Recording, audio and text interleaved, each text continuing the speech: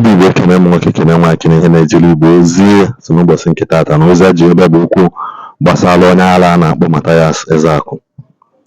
Ihe anyị na-ekwu na Matthias is fighting a lost battle. Amaghị problem ya or with Christianity or with the government.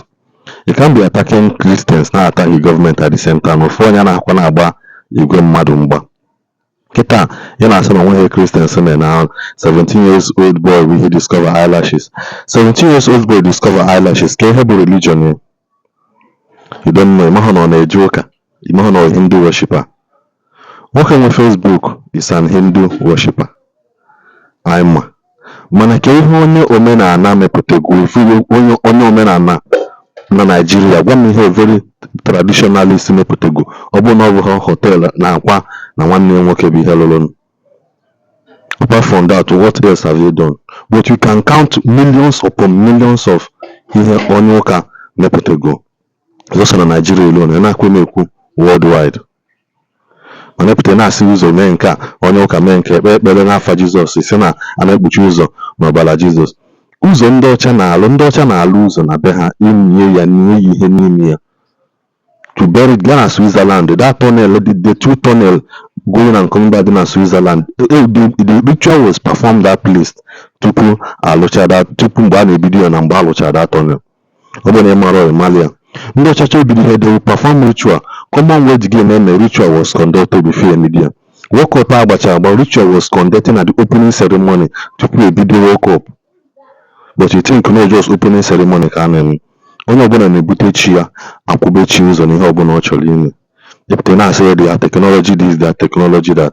Ọgwụ one ka emi before alụpụta phone. Ọgwụ one mmadụ one ka a sacrifice tupu plane efewe n'elu. Mmadụ one ka mmiri li tupu ụgbọ mmiri agawa na mmiri. Mmadụ one ka anyị na-erumo nke Third Mainland Bridge alụrụ mgbe a na-alụ Lagos. People were being buried in the foundation of it. Na onye na-alụ dakpo n'ime mmiri de wuwu kwasa cement n'elu. Mana anụ ọhịa na mara ihe na-aghọ ala. Biko soro nkene mmemme vidio chọọ m ikwu tupu na nkene vidio ala Matthias na-arụ na public bus.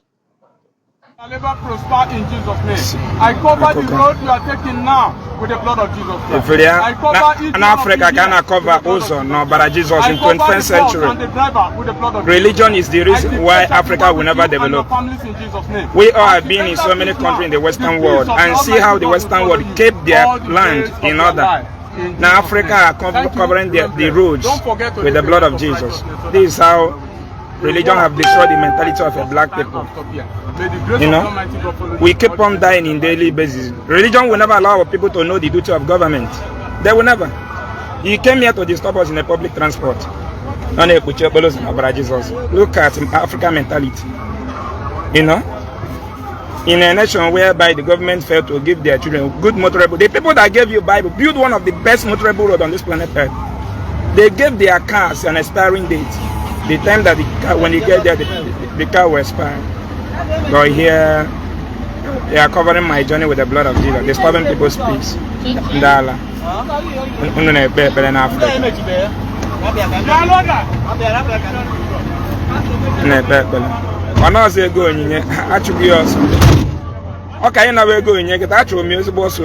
I chase him away.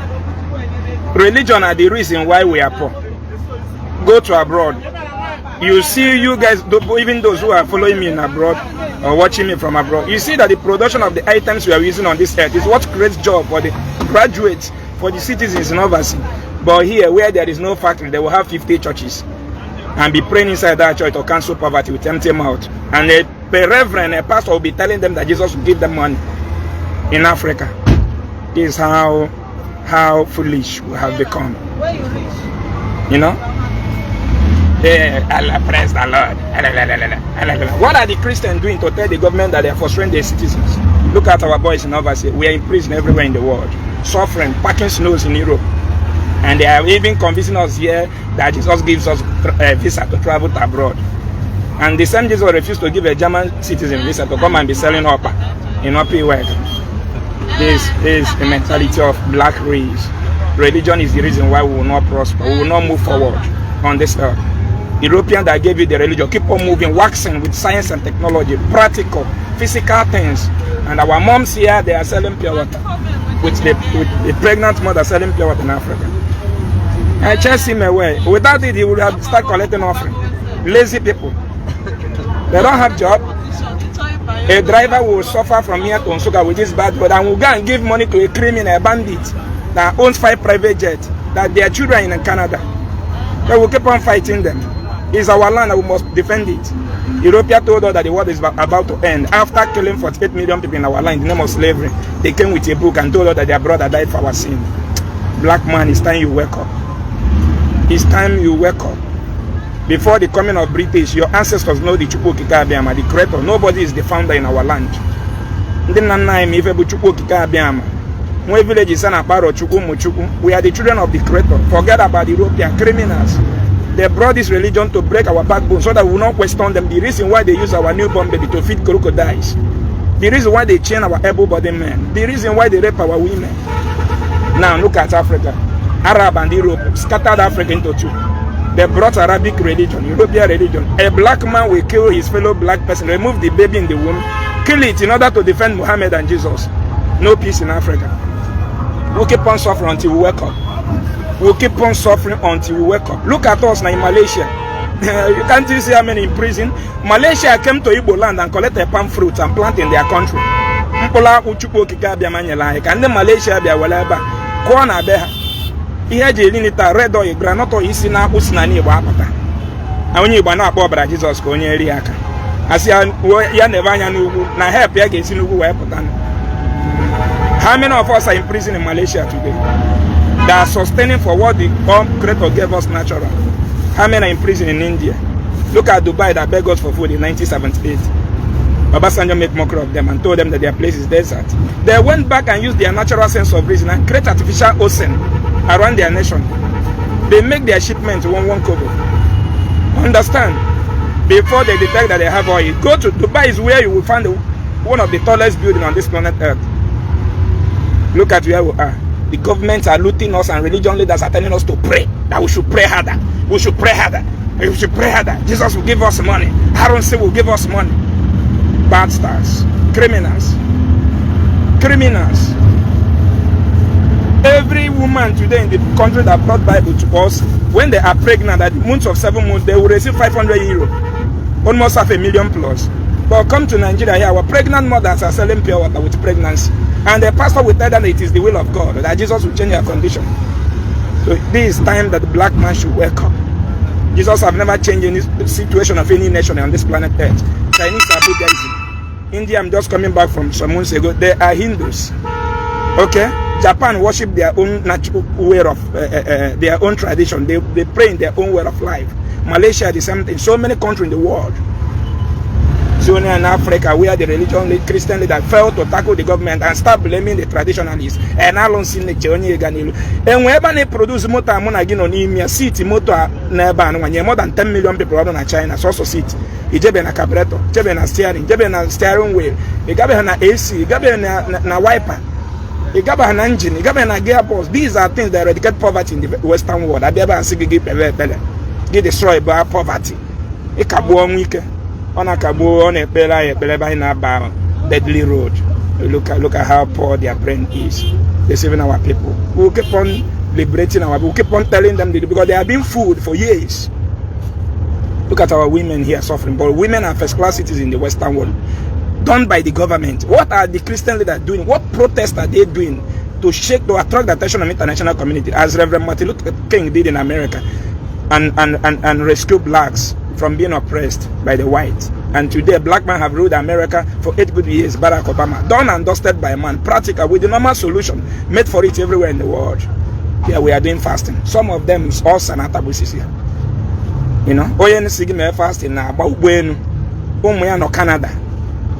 When you fake off from your title, you know, one day, baby, I said that Jesus in your hego. Why not want to take again? They cannot stand for you. How many have been slaughtered now in Kaduna? The only crime they committed is because they are Christian. What are the efforts of Christian leaders to defend those who are giving them tithe and offering? Nothing. O itinyanyo Johnny me no ndiro nu wo isi no na ben na mu jime ga nilu. Yeah. Ebembi, and I produce button as Ebembi. So also button aqua. Only more than 3,600 people all. And when I produce button aqua, no so one where I came from. Oyelinya Molo. Roya Nilo Hensuka. Ogahe Hensuka man, which will be manager at the company. Or even an accountant and the auditor. In my village, we have 52 churches, which is zero fact that we employ our graduates. Nsuka provide one of the largest students on this planet in Africa yearly. But Nsuka is where we have one of the biggest cathedral in the whole West Africa. Google it. The biggest cathedral in West Africa is built in Nsuka. And there they pray for prosperity. There they deceive our people that the enemy is holding them down. Every newborn baby today in the Western world that gave you a Bible, before they took the baby out of the hospital, they must open an account for the baby. From the next month, government will start crediting the account. But here, look at our mom and our dad. They have 4 or 5 children. They are the one paying school fees, hospital bill, paying house rent, working iron to iron. Ono get the 42 years BP on your horizon. Ebuweri amoma. No, ndị ojii na fozo na enwere ọkụ nepa. Ha nwere afọ vision. Pope anaghị afọ ụzọ. Pope, millions of people no under him. Other afọ ụzọ. Onwe white reverend father na afọ ụzọ. Onwe white pastor na afọ. Also ndị ojii. So black Africa na enwere ọkụ nepa na afọ vision. Criminals. Onyala. Ya bịa na ego onyinye. Ana bịa na ego onyinye. Iwo buche ndị ba ya ba. Before ya pause, simu na Jesus yenye visa. Na ọ na-enye visa. Je na Attire afọ na abroad. Why na Jesus enye onye Germany visa ka ọ bịa rewe granot na mpọ. Ije obodo ibo miracle. Ụmụnna ya na ebe afọ 25 years ma ndị atụrụ nga. Ndị nwụ na mmiri. Isi mama ya bụ weta picture bịa na Jesus ga-akpọ na Attire. Chineke ga-akpọchu n'ọkụ. Criminal Christian leaders in Africa. Ndị banyị ji obi ha niile eje ụka. Were obi ha fụ unu n'anya mana unu hate ha to the last. Onye ya arụ na-erebe olive oil anyị esi rice na abroad. Olive oil apụ obodo oyibo fụ na rice ka eji esi. I was thinking of spiritual something. Fụ na mmanụ Spain eluru eji esi rice. Una na-agba ya nwaanyị nwere breast cancer na Africa. Unu ga-ata afụfụ. Time shall come. Onye nwe kidney failure na-enye olive oil. Onye ahụ anwụ na asị na oche ejikwa na nala ego bife enyi onye ahụ. Tunu na-ekpere Chineke. Thunder ga-agbagbuchi unu. Onye nwụrụ ọnwụ ifele a ga-amara ka ya esinyere the family aka. Unu asị na ọ ga-akwụ na oji ụgwọ n'ụlọ ụka. Onye a volunteer onwe nwekwa obere ekwa ya. Onwe ka onwe obere ego ha na-atụ di ya. Na ọtụ nwe ya. Ọ bụkwa na ọ na-eme ya just willingly ka ọ na-eme o. Na were ego anyị law school everywhere. Our children cannot even, the poor masses cannot afford it. Mana ụmụ ogbenye a ga-akaro n'abalị yụọ ego. Onwe nwunye big man ga-apụta n'abalị jewe nọ na yụọ ego. All the poor ones. Ama mgba na alụ nke a dị n'Obosi. Abịa na ụmụaka na-ere pure water, abịa na shop na-enye m apịa kaadị. Ngori ya pure water, nye ya 10 naira, nwere 1000 ya wee tinyere pa. Alụsị gị ya kịta, onwe ogbenye na-agụ di ya. I cannot support every enemy. Africa must wake up. Look at our graduates. Jobless, and we are telling them nature akarakafa. Instead of blaming the government that will start building infrastructures to employ our youth. Poland here, when we produce here, more than 5,000 people all in one community. These are things in China, all in Indonesia, Cambodia, Malaysia, every part of the world. When we magic the nego, we always the go ego. We alone see ego more any fuck more than Jesus on an ego. Money is man's ideology. Man created money, not any god. Must be a creator ego. China dey ejuka kwụsị resinu machine eje print ego ebe a. Enwere Bible ma alụ nso no ga-agụ ya enyo shishi. During COVID-19 akwụsị obere shipment on Africa ime na anya dị ndị main market onye na-eburu cash na akpagharị because nowhere to import goods again. This time we wake up. We keep on waking our people up. No, let him come and take tithes and offering. Onye mgbu ntacha afọ Pachezi nasa ozo nasa obia ba ko Elijah or say can you support the ministry? Can you support the ministry? Ebe fado onye Igbo gị na no US ma no buguze eje ọrụ n'ụtụtụ. Very early in the morning okunu go java all ma no nwe onye ga-enye achichi. Ọ nata Nigeria ebe ọkụ nepa na ọrụ adịghọ. O je chọọ 2 plot of land mepe adoration for vision. Gwaba gị na good luck ya achi na bad luck ya nka na bullshit. South Africa ka God na agwa okwu. Look at where we are. Go slow, kind of heat everywhere, no AC. You know? Heat everywhere. Kedo boss I no need me in the whole Western world now. Kedo they can about the boss. From here to everybody in the jacket, I will see use metro. Cause all the far. Metro at the Eba no metro nebu 2,000 people. Man can go underground. Ihe ni na to secure accident, to save lives. Onye nwe ebe asị na Uchechukwu na ihe ọmara anaghị eme. Mgbe Uchechukwu ka eji egbu 160 something people knows one where he came from. Ndị Fulani. Uchechukwu, I was in abroad the last 2 years when they kidnapped one of the camp presidents, Reverend Lawak. He was kept under the custody of Boko Haram for 3 good months, and Christian leaders was pricing them 300 million. I was thinking that is the time that Chukwu Okike want to save us from the hands of Boko Haram, because what I was expecting for them to shut Nigeria down in peaceful protest, so that the Christian leader, and so that it will attract the attention of international community to come to the rescue of Reverend Lawak, one of the Christian leaders, one of the camp presidents. They kept silent. Bandits. After 3 months, Boko Haram slaughtered that man like crayfish. The dog is small, put the man, they slaughter him like fish. And they didn't say anything. They hide the story. They say it is the will of God. The same last 2 years, American citizen was kidnapped in the same north. American citizen was as well kidnapped in the same north by the same Boko Haram. Immediately Donald Trump had it. He sent only 8 soldiers with one of the fastest fighting jets on this planet Earth. They used their microscope and check and saw where their brother is. They went there straight and picked their brother up. When the Boko Haram saw the jet, they all ran away because they know that when power jam power, the lesser one will fall. No, in Kenda America, Buche Madu, Nkai Buche Chuk, Munia Brugoyan and Wotiketa, Munia Tawana. When we have Brugoyan and Wahana, Monday I drop on a school. This is how wicked black Christian leaders is. Thieves. Thieves, Isiagu and they buy where be over there, those who have. Open guy gave you Tibu money here abroad. Very soon. Tunatapa Nigeria, Abia, more about Jesus in Africa. Abia, we ever. Ndala, fairly what people you how the world works. How the world works. The people who tell the Bible, now Jesus, he lose all, go to a driver and go to lose all. Government here now will what you want all laws. This is how people survive in the Western world. Ochiba moto nki aketa oge jebunya moto and they will go available for 10 to 9 years. Anybody will go 18 years. Once you are working, you have the access to go and purchase a car on credit. House, the same thing. And when they have kidnappers in a motor, we deserve it. I deserve a good life. I have to go out for then the papa can America can did 80 years, 75 years, 90. Monday in what Chagolaba. If we talk when you're at the boss, you can make it. I want a boy. Each other one knows anyone a channel wouldn't buy for long. Now, Reverend Father, I see the uniform and bishops, man, the pastor, Potano's for peaceful protest, and the police got here. Or the possible. It's impossible. Ndi was nilu dikana nyuma, but they will not do it. Half of forgetting any hego more. More in a half may begging a main increase.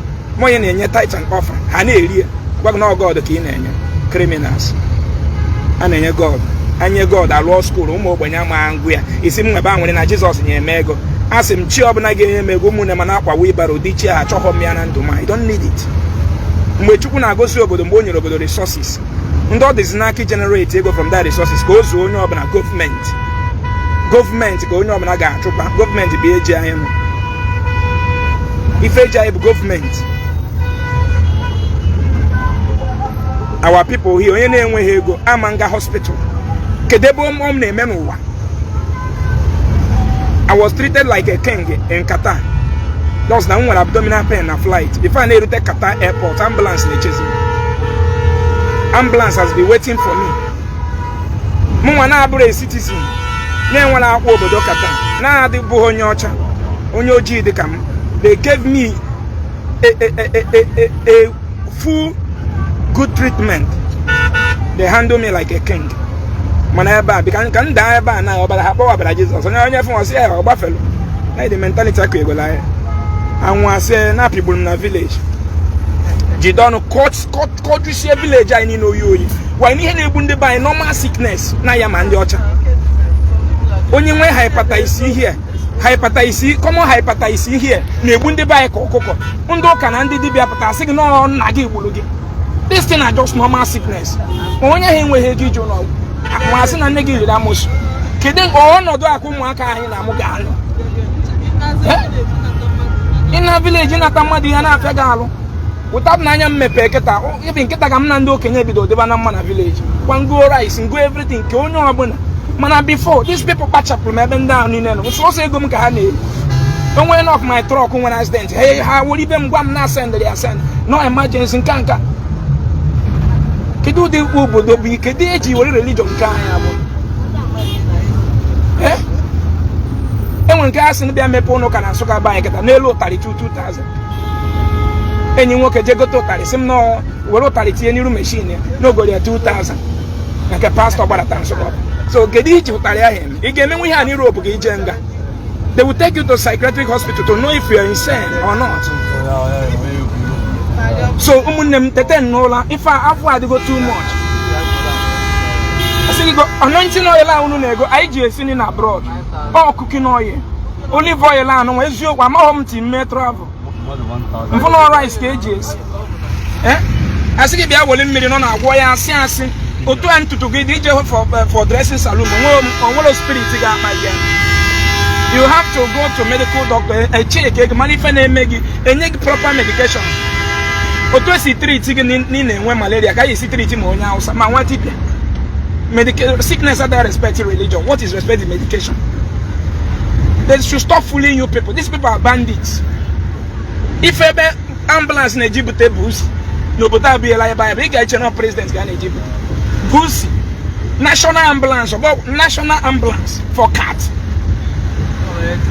Only we are never my baby. And we go along with me, more non catch more pressure. Oh no, I don't know where they treat animal now, but I'll be a lie by here. I am when you be man. Short, in I go to New Lalo, I'm gonna be low to them one. It's here to know about a hatred in email. And when you love 1 year, as we go more than 5,000 lives here, more of the founder of Igbo Love Themselves Charity Foundation, and we can on a radio. As we go a lot of lives. As we go a lot of lives. I founded this NGO 2018. You know? As we go a lot of life, if you're an officer, you can't get all now. Ndi we fibroid, ndi we cancer, and the Hana be will only for Yolonia, a Chalaponia, and we don't wait, but oh, they go too much. Could you imagine the way in a radio, in a know my staff in a radio? How much a programmer, honey, make it to open, if you put on yours, if you're not record, I need that and all, you make it also much that if you what I have done. Ipoy and Congo, Ipoy and Congo. Kedi umbo kana okobuna the Christian leaders that had an association can on a hamamba kwa kono as in the be chineke lota kena na your phone up akwa nwa ya to ego ha to nego ai bu amuma ikolu mu na mi bosa na dos na akoro here biding aye na so go ga na haji who does that fucking shit in Dubai, Saudi Arabia? Who knows that fucking name there? When we on for Iri Ji obodo ibe man ebe no ni le rice kiriketo umu Igbo nanga man ndi si gbakago na street na achoka aye senata ke ndo ocha se tigbu aye no we la as monkey makazi no onye dobo onye kpobi obokole ewere amegi were agba ife government aye we la na agwa aye kaji ndo kasa ina ekwensu kede onye fugole ekwensu aba Oto amunu munem say baba osa na made this long journey. I buy train or bole halo. I buy standard metro high channel using obodo Igbo bole follow. I had deserve here. If I deserve Ephesians chapter 5. Ephesians chapter 5 can you go na Anambra state. Onyozo one dey kam ke na agwam na Ephesians onye ocha. Ephesians no mount one of the best satellite on the sky na monitor city be ha now. Ke na agwam no so no get puchuzo one. All madness. All madness. All madness. All madness. It is high time we all wake up. Face reality. Inwe hezibozo. Obodo ni enwe hezibozo ya na accident. That is it. Inwe hokunepa nwe camera, nwe security. Attack will be coming. A whole community of ordinary 5 people get wale mabia. Buono mozu madu 200 na free. Mani man to umpini get than any country in the Western world na free. Camera everywhere. When you're not the ten, no, like I was in here to wine. If ever our problem, government, then has you, but only a personal coordination organization, no organ, you get nothing. You get nothing again, as you know, going to do from those and our way battle. You get nothing. You get nothing.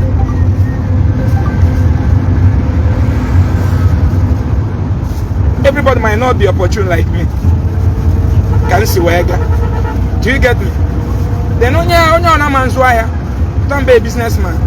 Ndi school, they need to enter, they need an office to enter there and practice what they study in the school. It's their fundamental right, about a miracle, all right, to bring their new ideology, to develop the nation. Name Mark Zuckerberg now. How old is he? Why you want to control line check? Don't want them watching from Canada, Indonesia, everywhere. Now we are on one screen, seeing ourselves. Therefore, no man gauge. You will be in the US. About a miracle. You have a miracle. Can I speak to you? Can I talk to you? Yes, man of God. And the Lord told me there is a woman at the beer backyard. Her name is Ngozi. Ngozi was yellow. He took your pants. You come in. And I say, right on, Papa. Thank you. I'm gonna get my hype woman. Right on, Papa. Papa's come here. Daddy the daddy. Papa the papa. Now what people are waking up. I ain't buying a helmet. Hey, my God, Bobble before you could do what they may even stone you. The eyes are opening. The buy job behind in the joke, and these you cab bandits. You were fasting in your Igbo. I go and we could do Europe and fasting. Onyoya, Casey, everyone. With Oya. Okay, also want to buy it, make it a fasting, 21 days fasting. Fair budget, you know, where's no 20 there. You know? See, believe. Only one credit, I'm a call. What do believe in what I make call? Phone go no charge, and what miracle game phone on your line or the own. For Laguna Mota Park, I hear. This is how the system of the world works. Igbo graduate. Understand? And when any blah magic, you don't know why. You ain't the man, the person in you. They go in and you have a job. In the charge, all work on the child will have technology. Go, give me any loan and you get 10 years to pay. In Kaba, baby, where they go near mother, go where go book in where go. How can you job what they go to way be? There's only cash. They go over. And a mix is below to a mix or when I need. Twenty chemist is a mix or I say go John and Aban, go Matthew Navy, go Isaiah and Amway, go Traditionen, ebe 12.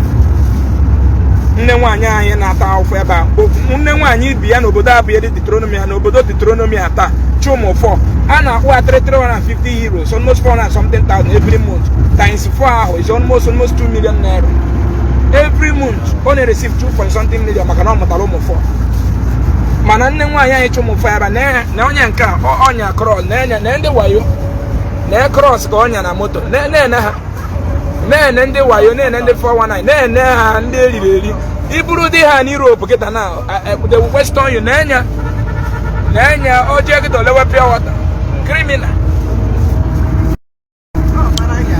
criminal ama m onye ori I know that guy o tego zuwele ori I know him you know enwere nke bịa na mbọsị a gote 5 bags of pure water. Here now, no far, but 20 pieces. O go to 5 bags, make it magic and mention the man.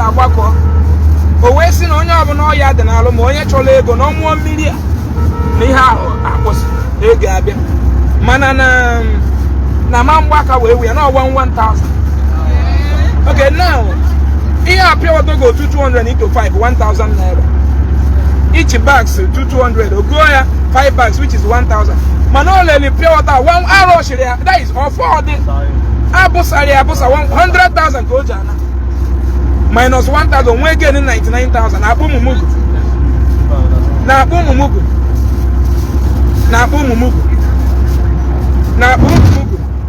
No, the Pitani rope, get this on Europe. Well, in Konya service at Bebelek, the then well one guy at Bebelek went there got so much. Sim no, if I go to work I make money. If I didn't go to work, money will not come. Very simple. Kaba say miracle money, miracle alert. But even miracle money in this yoji. The now works. The eyelashes now. How the founder of eyelashes? How old is she? Eyelashes near more than 10 million people are located at the Western world. Only what agree chop that about 17 years. Only so you can kaboya. Iyabune tiriti gidego kaboya. Onyembu. Tibe kaboyan. Onyoche, what is this dummy get na? Kediana beer. This dummy now, where you create more than 10 million jobs now there. And not to China. And not to China. You know, more than 10 million containers now batter from Western world to Africa in weekly basis. More than 10 million containers from Western world to Black Africans. Ndị bulu on. No one and charge say chinke ha create no na church. Says ekwenso na ejoji. Gunu na ancestor no be efu. Obere oge mụ na ga bula ancestor, ụmụ aka anyị etekwala Holy Ghost fire. That is it. Very soon now mụ na ga bula ancestor. Umaka na anyị na-amụ anyị na-agba mbọ ka anyị zụọ. Ha etiwela Holy Ghost fire. Ancestral, we don't have any ancestral cause. The cause we have is 21st century cause. Because what removed poverty today in 21st century in the Western world are the production of these phones we are using. And we don't have it here in Mpo. The production of the items made for human being to use, the TV we are watching, sorry, the aircraft we are using. Onye chat here on it. And when the government is seeing had that room to practice what they study. And they are praying in or rapport. Driver wagon are not graduating like a sinners. Manana Hanya boss. I want to be electrical engineer. Or pursue again is Manaboni here go name where you be whatever new actual wake up. Let us face facts. If you are when you're Chineke men Obodo me in America. If I call here, the here Madu Jaka in America. Madu gave me here. He may here when the Holy Ghost fire in a table bambash. Video because when nature video and like subscribe on this channel, subscribe to the notification getting with the notification button I post to video from Matthias and here enough for me going in one game. Nature will be saying at the money in the church, no one in the church or be claim his money back. When you with this guy will listen. You know, go mad here. Forget about Iri Ji Yam. Forget about Iri Ji Yam. I feel the mocha nyele mmadụ to the na don't do this with this thing, don't do this with this thing.